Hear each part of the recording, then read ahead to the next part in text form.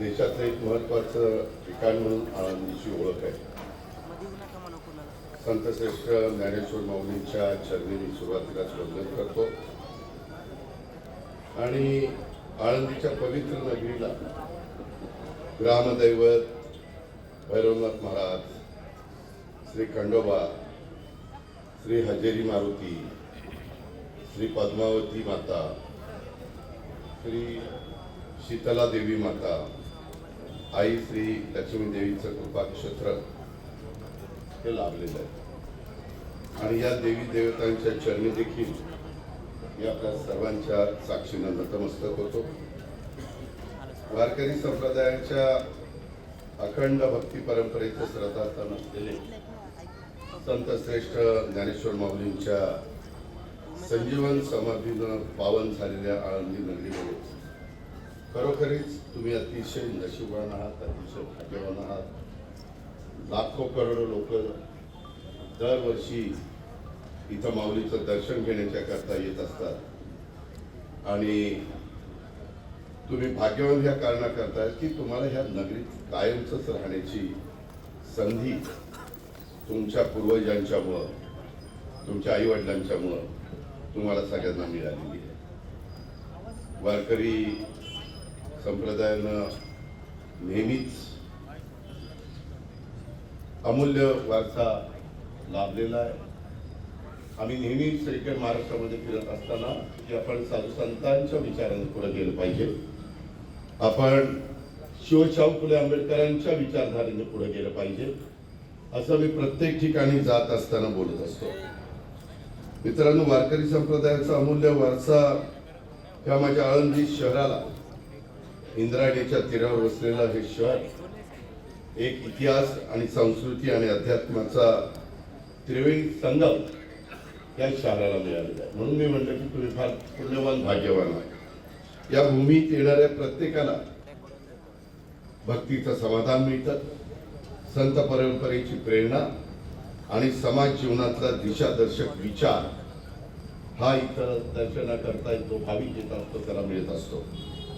अशा पावनस्थळी विकासाच्या माध्यमातून अधिक चांगल्या सुविधा मिळाव्या, उपलब्ध व्हाव्या, हे आपलं कर्तव्यच नाही तर आमची ती जबाबदारी आहे आणि त्या जबाबदारीचा भान ठेवून आम्ही या ठिकाणी तुम्हाला विनंती करण्याच्या करता आलेलो आहे.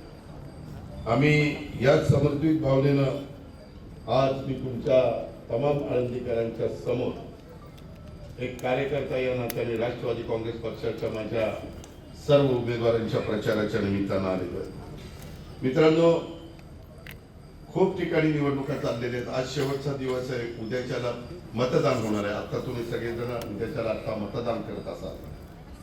आता शहराला 5 वर्षाच्या करता कुणाला निवडून द्यायचा हा तुमचा अधिकार आहे. तो संविधानाने दिलेला आहे, घटनेने दिलेला आहे, बाबासाहेब आंबेडकरांनी दिलेला आहे. परंतु तो अधिकार देत असताना आळंदी शहराला एक विकासाभिमुख अशा प्रकारचं नेतृत्व मिळावं म्हणून आम्ही दिलीपराव वैद्य असतील, आम्ही सगळे असो, राष्ट्रवादीच्या माझे जीवाभावाचे सहकारी असतील, आम्ही सर्वांनीच श्री प्रकाश कुराडे यांना नगराध्यक्ष पदाची उमेदवारी दिलेली आहे. का दिलेली आहे? उगीच मनात आलं म्हणून दिली नाही. त्यांना ह्या शहराची, आळंदी शहराची जाण आहे, शहराच्या प्रश्नांचा त्यांना भान आहे, विकासाची त्यांना दृष्टी आहे. आपले नगराध्यक्षाचे उमेदवार जे प्रकाशराव आहेत, त्यांचे वडील स्वर्गीय पंढरनाथ कृष्णाजी कुराडे, ज्यांना सर्व आळंदीकर पंडित अण्णा कुराडे म्हणून त्या ठिकाणी ओळखत होते. आणि एक विशेष आहे की पंडित अण्णांनी आळंदीकरांना सलग 25 वर्ष बिनविरोध तुम्ही त्यांना निवडून दिलं. तुम्हाला लाख लाख धन्यवाद. आताच्या काळामध्ये 25 वर्ष बिनविरोध निवडून येणं हे काही येरागावळ्याचं काम नाही. त्याला जनतेच्या मनामध्ये असलेला माणूस असावं लागतं, जनतेच्या सुखदुःखामध्ये समरस होणारा माणूस असावं लागतं. कुठल्याही अडीअडचणीच्या वेळेस काही झालं तरी पंडितांना आपल्या मागे उभं राहणार हा विश्वास त्यांनी त्यांच्या कामातनं गेले 25 वर्ष उभा केला आणि म्हणून तुम्ही पण प्रेमापोटी आदरानं एक आपली जबाबदारी म्हणून त्यांना 25 वर्ष निवडून देण्याचं काम केलं आणि पंडितांनी पण आयुष्यभर कोणत्याही पदाचा त्यांनी मोह बाळगला नाही. कारण आळंदी शहर कारण एवढा मोठा समाज येत असताना त्यांनाही वाटतं की आम्ही आळंदीला गेलो तर तिथं आम्हाला स्वच्छता पाहायला मिळावी, तिथं घाटावर आम्हाला कुठं घाण दिसता कामा नये, तिथलं वाहणारं पाणी हे स्वच्छ काचेसारखं असावं. अशा प्रकारची त्यांची अपेक्षा असेल तर काही चुकीचं असण्याचं कारण नाही. वारकरी बांधवांच्यासाठी आधुनिक अशा प्रकारचं वारकरी भवन हे इथं असण्याची गरज आहे. आळंदीच्या येणाऱ्या भाविकांच्यासाठी मोठ्या प्रमाणावर पार्किंगची व्यवस्था, कारण आता प्रत्येक जण गाडीनं बसने आपल्या 2 चाकीनं 3 चाकीनं अशाच पद्धतीने येत असतो. त्याच्यावर पार्किंगची समस्या ही दिवसेंदिवस वाढत चाललेली. पूर्वीचे बारके रस्ते आता आम्हाला 4 पदरी 6 पदरी 8 पदरी अशा पद्धतीने आम्ही करतोय वेगवेगळ्या शहरांच्या मध्ये. आळंदी शहरातील सर्व मालमत्ता करार जो करारधारक आहे त्याला दिलासा मिळावा यासाठी जसं आम्ही पिंपरी चिंचवड मध्ये शास्ती कराच्या बद्दलचा निर्णय घेतला तशी अपेक्षा आहे. प्रकाशरावांची ती मागणी, माझ्या नगरसेवक नगरसेविकेचे जे उमेदवार आहेत किंवा माझे राष्ट्रवादीचं काम करणारे जे कार्यकर्ते ते पण मला सांगतात की दादा हे झालं पाहिजे. ते पिंपरी चिंचवड मध्ये कसं झालं, उद्याच्या जानेवारी एंड पर्यंत जिल्हा परिषद, तालुका पंचायत, नगरपालिका, महानगरपालिका ह्या सगळ्या निवडणुका संपवण्याचं आमच्या सुप्रीम कोर्टाने आपल्याला सांगितलेलं आहे. ते संपल्यानंतर निश्चितपणे आम्ही त्याच्या बाबतीमध्ये काम करणार आहे. त्याही बद्दल आपण काही काळजी करू नका अशी माझी आपल्याला सगळ्यांना विनंती आहे. त्याचबरोबर म्हणजे त्याच्यामध्ये शास्त्रीकराचं 1 मिनिट मी सगळं बोलतो, जरा शांत बसा. माझं भाषण उद्यात आल्यावर काय राहिलं तर सांगा. शास्त्रीकराचं देखील रद्द करण्याच्या बद्दलचा मी आता सुतोवाच केला. प्रत्येक भागामध्ये काय झालं आळंदीकरांनो, मी ज्यावेळेस तुमच्या समोर येतो मी माझ्या बारामतीमध्ये ह्या सगळ्या सुविधा करून दाखवल्या. लाडक्या बहिणींनो, तुमचे नातेवाईक तुम्ही पुढे बारामतीत असले तर सहज एका चक्कर मारा.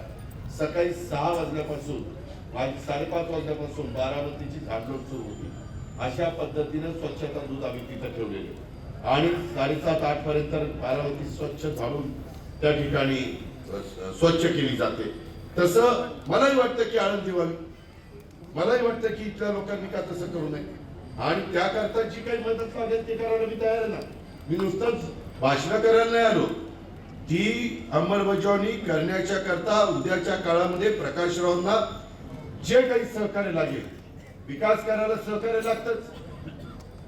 ते काय असं तसं नुसतं भाषणाने होत नाही.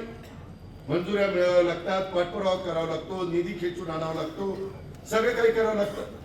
त्याकरता आम्ही केंद्राचा निधी आणू.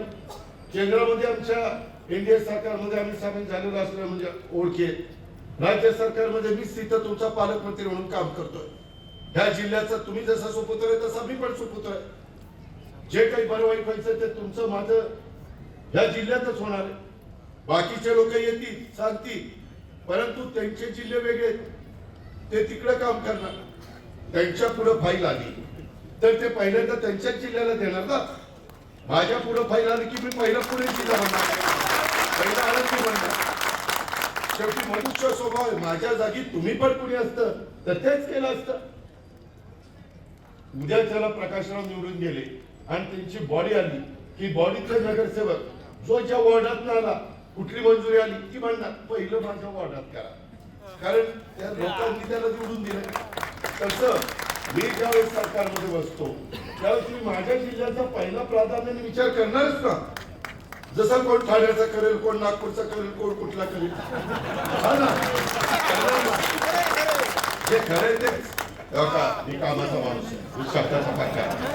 मी कधी खोटं नाटं बोलत नाही. कधी कधी कुणाला थोडं वाईट वाटतं याला कशाला बोलला असं, पण ते खरं असतं. ही गोष्ट देखील आपण सगळ्यांनी लक्षामध्ये घ्या. आणि उद्यानं करणं, क्रीडांगण करणं. आपल्याकडे काय झालं, आळंदीमध्ये जागेचा भर प्रचंड झाला. एकीकडं इंद्रायणी आणि एकीकडं बाकीच्या भागामध्ये जास्त वाढायला जागा नाही, अशा प्रकारची परिस्थिती. त्याच्यामुळं काही लोकांच्या जागाच ॲक्वायर कराव्या लागतील किंवा शासनाच्या काही विभागाच्या जागा असतील तर थोडंसं लांब असली तर ती आपल्याला त्या ठिकाणी घ्यावी लागेल. कारण इथं घरांचाही प्रश्न, आम्ही शिवाजीराव आढळराव पाटील पूर्वी तुम्ही त्यांना अनेकदा खासदार केलेलं होतं, ते पुणे विभागाचे म्हाडाचे चेअरमन आहे. मी परवा त्यांच्या भागात मुंचर, शिरूर आणि माझ्या जुन्नर लावतो. त्यावेळेस आम्ही मधी वेगवेगळ्या भागातल्या मोकळ्या जमिनी सरकारच्या ताब्यामध्ये म्हाडाच्या देऊन ज्यांना चांगली घरं नाही अशांना घर बांधणीचा कार्यक्रम म्हाडा करतं. म्हाडाच्या कामाचा दर्जा सुधारलेला आहे. झोपडपट्टीमध्ये राहत असणाऱ्या लोकांना एसआरएची योजना आपल्याला राबवता येते, जी आपण पुण्यामध्ये, पिंपरी चिंचवडमध्ये, नव्या मुंबईमध्ये, ठाण्यामध्ये आणि मुंबईमध्ये राबवतो त्या पद्धतीनं. त्याचबरोबर आपल्याला अद्ययावत भाजी मंडई विकसित करावी लागणार आहे. पंचक्रोशीतील शेतकऱ्यांना आळंदीत भाजी विक्रीसाठी प्रशस्त जागा ही आपल्याला द्यावी लागणार आहे. नाहीतर मग त्यांना जागा नाही मिळाली की ते रस्त्यावरच भाजी विकत बसतात आणि मग ते ट्रॅफिकला अडचण त्या ठिकाणी होते. महिला बचत गटांच्या छोट्या गृह उद्योजकांच्या करता लहान दुकानं आम्ही आता प्रत्येक जिल्ह्यामध्ये महिलांच्या करता एक हे बांधतोय, महिला भवन, आणि त्या भवनामध्ये त्यांना असे काही वस्तू वगैरे तयार, काही खाद्यपदार्थ तयार करतात, वस्तू तयार करतात.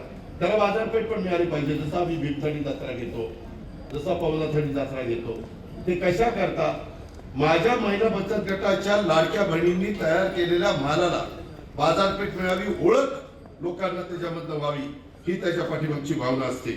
गोरगरीब विद्यार्थ्यांच्यासाठी अद्यावत अभ्यासिका असणं गरजेचं आहे. कारण स्पर्धा परीक्षेमध्ये जर त्यांनी अभ्यासिकेमध्ये काम केलं तर ती स्पर्धा परीक्षेत IAS officer, IPS officer, MPSC, UPSC ह्याच्यात ती मुलं येतात ना, त्यांना पायाभूत सुविधा तर दिल्या पाहिजेत. अंगणवाड्या सुरक्षित आणि सुरक्षित पण आणि सुस्थितीत पण काम करावं लागेल. आणि महिला आणि युवतींच्या करता सक्षम अशा प्रकारचं सक्षमीकरण करावं लागेल. ते आमची महिला बाल विकास खात्याची मंत्री आदिती तटकरे, तिच्याकडेच ते खातं आहे. तिला सांगून मी ते त्या ठिकाणी करू शकतो. आणि म्हणून माझी तुम्हाला विनंती आहे, ही निवडणूक ही फक्त मतांची लढाई नाहीये, ही आपल्या शहराच्या सर्वांगीण विकासाच्या संदर्भातली निवडणूक आहे. यंदा पुन्हा जनतेचं थेट नगराध्यक्ष निवडून द्यायचं आहे आणि त्याच्यामुळं व्यक्तिगत मतभेद बाजूला ठेवा. प्रकाशरावांच्या बरोबरीने इतर पण काही मान्यवर इच्छुक होते याची जाण मला आहे. मी त्याच्याबद्दल अनेकांशी चर्चा केली, आमच्या दिलीपराव मोहिते पाटलांशी चर्चा केली. माझं तुम्हाला म्हणणं आहे की आपण हे सगळे हेवे दावे, गटतट, नाराजी, घुसणं फुगणं हे सगळं बाजूला ठेवा आणि आम्ही दिलेले प्रकाशराव कुराडे जसं अण्णांनी काम करून दाखवलं तर तशाच पद्धतीनं त्याच रस्त्याने प्रकाशराव त्या ठिकाणी काम करून दाखवतील, हा विश्वास आणि हा शब्द मी माऊलीच्या साक्षीनं आळंदीकरांना या ठिकाणी देतो.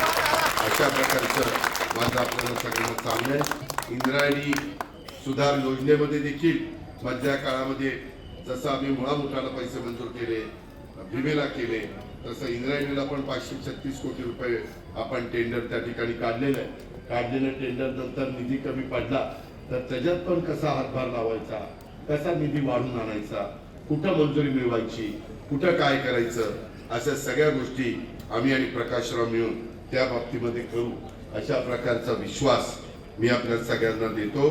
मंदिर परिसरात पण अशी सगळी पदं भूषवायला मला त्या ठिकाणी मिळाली आणि तेव्हाही मी बघायचो सर्व आळंदीकरांना न्याय देण्याची, वंचित आणि गरजूंच्या पाठीशी ठामपणे उभं राहण्याची अशी अण्णांची ओळख होती आणि ती भूमिका त्यांनी पार पाडली. समाजात नेहमी त्यांनी सलोखा राहावा अशा प्रकारचा प्रयत्न केला. आळंदी गावाला विकासाची दिशा मिळावी हेच अण्णांचं त्या काळातलं ध्येय होतं आणि गोरगरिबांची सेवा ही ईश्वर सेवा असते या भावनेतनं देखील त्यांनी आयुष्यभर कार्य केलेलं आपण सगळ्यांनी अनुभवलं. पंडितांना कुऱ्हाडेंच्या या राजकीय आणि सामाजिक परंपरेचा वारसा हा पुढे नेण्याचं काम आमच्या प्रकाशरावांनी हातामध्ये घेतलंय आणि म्हणून प्रकाशराव कुऱ्हाडे आणि त्यांचे बंधू नंदकुमार कुऱ्हाडे यांनी पण ते काम चालवलेलं आहे. ही अतिशय माझ्या दृष्टीने समाधानाची आणि आनंदाची बाब आहे. शेवटी पुढच्या पिढीनं पण तेवढ्याच नेटाने तेवढ्याच ईर्षेने आपल्या वाडवडिलांची जी परंपरा आहे ती पुढे नेली पाहिजे. या दोघाही भावांनी आळंदीच्या विकासामध्ये भरीव अशा प्रकारचे योगदान दिलेलं आहे.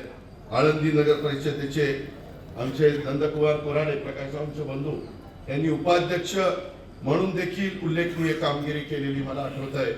या काळात त्यांनी माझ्या माध्यमातून पण दिलीपरावांच्या माध्यमातून इथं ग्रामीण रुग्णालय, शाळा क्रमांक 4चं वॉल कंपाऊंड आणि इतर अनेक प्रकारची मूलभूत सुविधा उभारण्यासाठी सातत्याने ते प्रयत्नशील राहायचे. त्याचबरोबर आपले नगराध्यक्ष पदाचे उमेदवार देखील प्रकाशराव कुऱ्हाडे यांच्या पत्नीनं सुद्धा त्या आळंदी नगर परिषदेचं नगरसेवक म्हणून काम केलेलं आहे. त्याच्यामुळे कुऱ्हाडे परिवाराला एक सामाजिक राजकीय अशा प्रकारचा वारसा असलेलं हा परिवार आहे आणि म्हणून प्रकाशरावांना हे आळंदीच्या सर्वांगीण प्रगतीसाठी सतत कार्य करत असलेला अशा प्रकारचा समर्पित कार्यकर्ता आहे. आळंदीचा सारखा समृद्ध वारसा असलेल्या शहराची पुढील वाटचाल अधिक वेगाने आणि अधिक भक्कमपणे करावी अशी आमची सगळ्यांची धारणा होती, आमची सगळ्यांची इच्छा होती. अनेकांच्या मनामध्ये ते होतं आणि नागरिकांनी विकासाला प्राधान्य देत शहराच्या भविष्याचा विचार करून आपल्या राष्ट्रवादी काँग्रेस पक्षाच्या नगराध्यक्ष पदाचे उमेदवार श्री प्रकाशराव कोराडे यांना घड्याळच्या चित्राच्या शेजारचं बटन दाबून आपण प्रचंड मताधिक्याने विजय करावा ही विनंती करण्याकरता मी मित्रांनो आपल्या सगळ्यांच्या समोर उभा आहे. मला माफ करा, थोडंसं उन्हाची तीव्रता आहे. माझ्या लाडक्या बहिणी उन्हात बसल्यात, पदर घेऊन बसल्यात. माझे लाडकी भावंड टोपी घालून बसली, परंतु काहींना टोपीच नाही आहे, कारण टोपी घालायची सवय आमच्यातले बऱ्याच जणांची माझ्या सकट मोडलेली आहे. त्यामुळे तुम्ही थोडंसं सहन करा, कारण मी पण सहन करतोय तेव्हा तुम्ही पण सहन करा. ऊन हा बोरबोरे म्हणणारा ती ऊन सावलीत बसली, त्याला काय जाते बोरबोरे म्हणजे.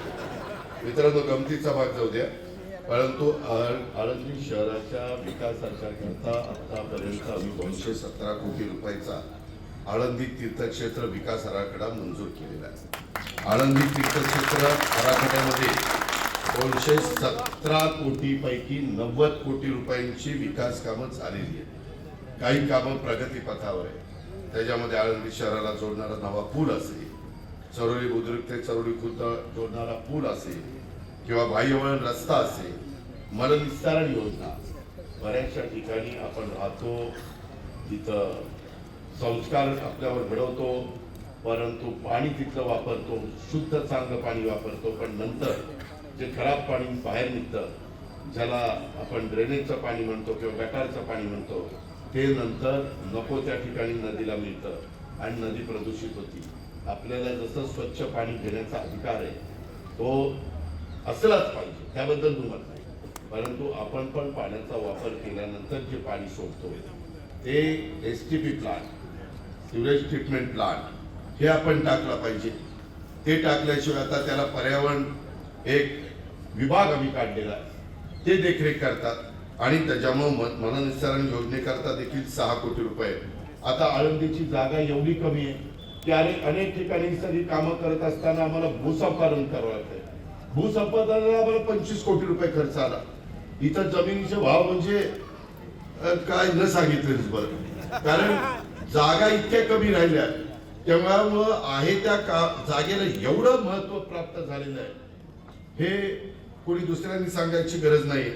शौचालयाच्या करता आम्ही 5 कोटी रुपयाची तरतूद केलेली आहे. सिद्धेश्वर बेट परिसराच्या करता देखील आम्ही 15 कोटी रुपये या ठिकाणी देण्याचं काम केलेलं आहे. विशेषतः आळंदीसाठी आम्ही भामासखेड ते आळंदी पाणी पुरवठा योजना 47 कोटीची. मला आठवत आहे भामासखेडची योजना जेव्हा पिंपरी चिंचवड आणि पुणेवाले घेत होते त्यावेळेस काही वेळेस खेडवाल्यांनी ती योजना थांबवली. त्यावेळेस आम्ही त्यांना सांगितलं की आमची पण योजना त्याच्यामध्ये घ्या, तर आम्ही तुम्हाला मदत करू. आणि त्याच्यात आपण 47 कोटीची अंतर्गत पाईपलाईनच्या करता 18 कोटी रुपये आणि आळंदी शहरातील मुख्य रस्त्यांच्या करता 36 कोटी रुपये अशा पद्धतीचा विकास आराखडा आपण तयार केलेला आहे. आळंदीमध्ये अजून काही प्रमुख मागण्या आहेत. मागण्या कधी संपत नाही. लोकांच्या अपेक्षा वाढतात, लोकांना राहणीमान बदलतं. आम्ही 35 वर्षापूर्वी खासदार झालो, त्यावेळेसचं राहणीमान, त्यावेळेसच्या अपेक्षा, त्यावेळेसच्या लोकांचे प्रश्न आणि 35 वर्षांनी जो कायापालट झालाय, 35 वर्षांच्या नंतर जे काही लोकांना पाहायला मिळाले वेगवेगळ्या भागामध्ये, ते बघितल्यानंतर लोकांना वाटतं की आम्हालाही मिळालं पाहिजे. इथं ट्रॅफिकची समस्या दूर करण्याच्या करता आळंदी शहराला आपल्याला बाह्य वळण मार्ग तयार करण्याचा, त्याचबरोबर आळंदी शहरामध्ये 80 फूट रुंदीच्या रिंग रोडची निर्मिती करायची.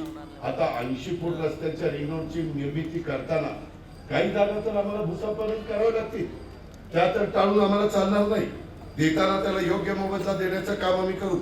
स्वच्छ आणि सुंदर आळंदी राखण्याच्या करता घन कचऱ्याचं व्यवस्थापन प्रणाली ही आम्हाला सक्षम करावी लागणार आहे. आपली इंद्रायणी, त्या इंद्रायणी नदीमध्ये प्रदूषण रोखण्याच्या करता आपण उपाययोजना करतो. जसं आता मुळा मुठेला आपण करतोय, त्याच्यामध्ये आपण पौदेला करतोय, तसं इंद्रायणीला आपण केल्याशिवाय भीमेला पण आम्ही त्या ठिकाणी करतोय. तेही आपल्याला करायचंय. आणि त्याचबरोबर आपल्या नागरिकांना दररोज स्वच्छ, चांगलं, निर्मळ पाणी प्यायला मिळावं, घरगुती वापराच्या करता मिळावं, याकरता पण आम्हाला प्रकाशराव आणि सगळ्यांना चांगल्या पद्धतीनं त्या बाबतीमध्ये प्रयत्न करावा लागणार आहे. ही पण गोष्ट मी आपल्या सगळ्यांच्या समोर मान्य करतो. एकंदरीतच आता ही दुकानं आहेत, अर्थात हे करताना तुम्हाला विश्वासात घेऊनच करणार आहे, नाहीतर ही बाबा आमचं पुनर्वसन करायला आलाय, आम्हाला आता ढकलून देतो का, मग ह्याचा माणूस प्रकाशराव आहे का, मग प्रकाशरावचं कामच का, असलं काही मनात आणू नका. मी पिंपरी चिंचवडमध्ये देखील 25 वर्ष काम केलं. आळंदीकरांनो, नदीच्या पलीकडे तुमच्या पिंपरी चिंचवड आहे. मी कधीही, तुम्हाला आठवत असेल काही जुन्या लोकांना, आपण नदी ओलांडली की पिंपरी चिंचवडमध्ये येतो. पुढं आल्यानंतर त्यावेळेस पिंपरी चिंचवडचे आमदार माझे सहकारी माऊली लांडग्यांचं घर रस्त्यात होतं की नाही. तो रुंद करताना पहिल्यांदा मला माझ्या आमदाराचंच घर काढवलं. ही वस्तुस्थिती आहे. तिथं आणखी कुठलं तरी एक लिकरचं का कशाचं तरी घर होतं असं.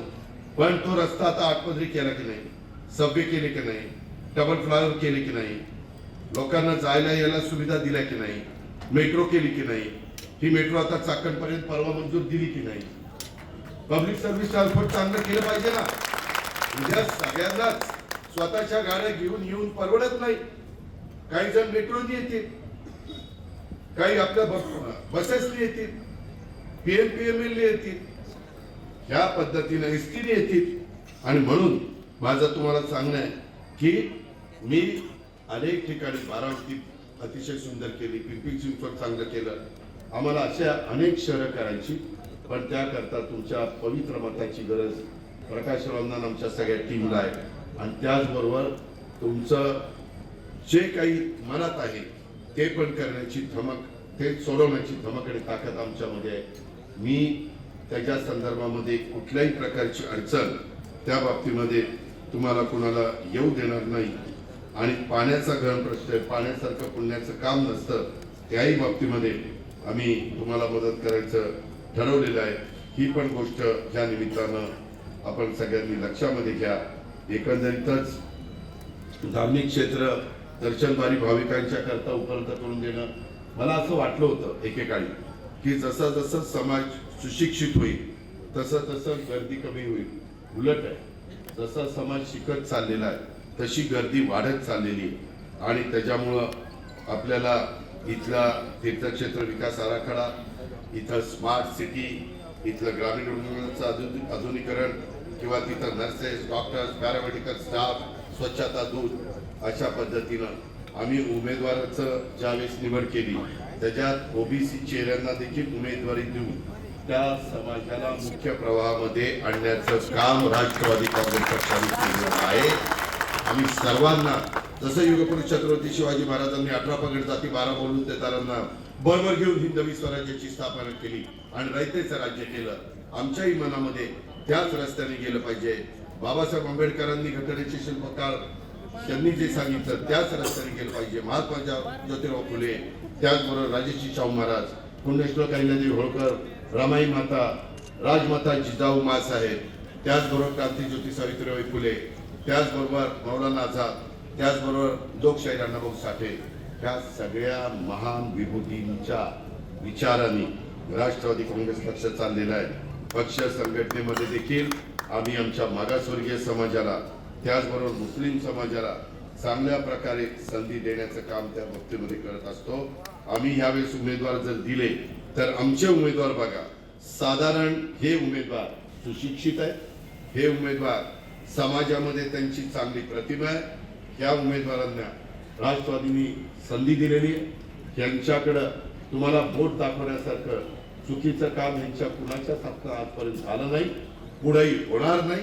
तुम्ही टाकलेल्या विश्वासाला प्रकाशरावांच्या सहित सगळे अतिशय पात्र राहून काम करतील, अशा प्रकारची ग्वाही मी आपल्याला सगळ्यांना या निमित्तानं देतो.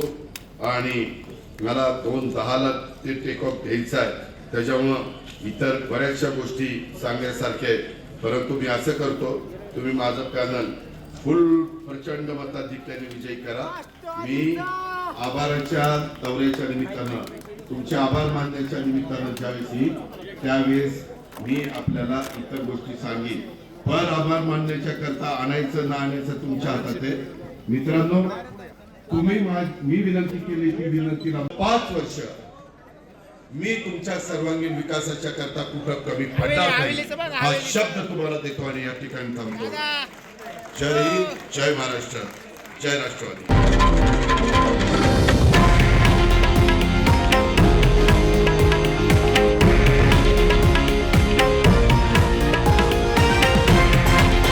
हे आहे देशातील नंबर 1 न्यूज नेटवर्क आणि आपण पाहत आहात TV9 मराठी, एकमेव.